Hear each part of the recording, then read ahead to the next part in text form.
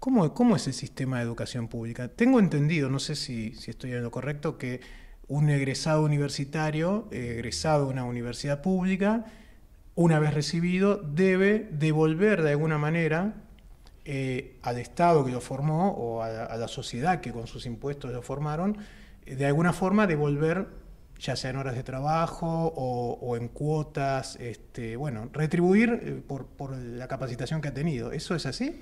Bueno, mire, lo primero es la importancia de la educación. Desde el primer tema que comenzamos a hablar, Seguro. del turismo y la preparación, hasta la formación de ciudadanos, la preparación para la vida, el concepto de educación permanente, además, para toda edad y para en cualquier circunstancia.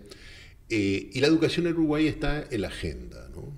En la agenda pública y en la preocupación, porque también allí, mire, no hay que ser triunfalista. Junto con Argentina fuimos de los primeros países en tener una población absolutamente alfabetizada, tuvimos precursores muy grandes de la educación, Sarmiento en la Argentina, José Pedro Varela en el Uruguay, trabajando por lo que es un ADN muy fuerte, la educación laica, gratuita y obligatoria, que en Uruguay existe para todos los niveles. El presidente Vázquez ahora estaba anunciando la educación desde los 3 años de vida, ¿no? Ya no solo de los 4, sino desde los 3 años de vida, y a lo largo de toda la vida. Pero tenemos que mejorar en muchos aspectos, y Uruguay sobre todo en la educación intermedia, bueno, hay algunas cifras, algunos datos que nos están significando un desafío de mejorar en todos los aspectos, en el esfuerzo que hace la comunidad para salarios dignos a los docentes, para infraestructura adecuada en todos los niveles y en todos los rinconcitos del país, etcétera, etcétera.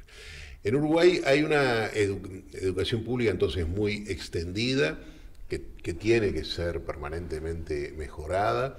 En este gobierno se está alcanzando, después de muchos años, casi un 5,5% del producto volcado a la educación pública, y hay un sistema, digamos, que compone el sector privado, muchos de los cuales también representan un esfuerzo muy importante. Yo le diría, por ejemplo, que bueno, siempre he defendido ese sistema, y en particular aquella red de enseñanza privada, muchas veces vinculada a la Iglesia Católica, a un concepto de pastoral social educativa, etcétera, en las barriadas más humildes de Montevideo, y con experiencias muy exitosas.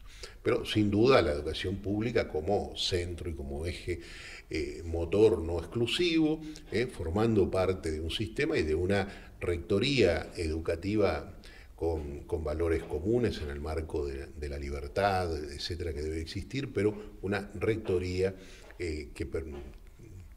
donde prevalezcan esos valores de la educación laica, obligatoria y en la medida de lo posible accesible para todos, ¿no?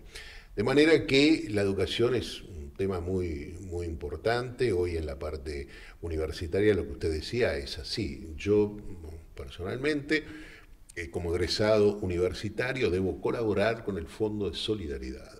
El Fondo de Solidaridad es un porcentaje que se me descuenta de los saberes jubilatorios para precisamente el fomento de una política destinada a becas, etcétera, etcétera. Es un fondo administrado con gran transparencia, con gran información pública, rendición de cuentas, etcétera, y que están pagando. Incluso para estudiantes de otros países, efectivamente se determina la necesidad de tener un tiempo de estadía en el Uruguay que le dio la formación antes de regresar a sus países. De manera que este tipo de problemas, que son complejos, que no quiero hacer además ningún tipo de comparación con otras realidades y mucho No, menos es para aprender de los casos que con la funcionan Argentina. bien. Bueno, sí, pero Uruguay quiere, le reitero, Uruguay quiere aprender también de otros, ¿no? También de otros, y no tenemos hoy, no debemos creernos que tenemos, en fin, esa capacidad de estar tan bien en todo, que realmente tenemos que trabajar mucho en términos de la equidad.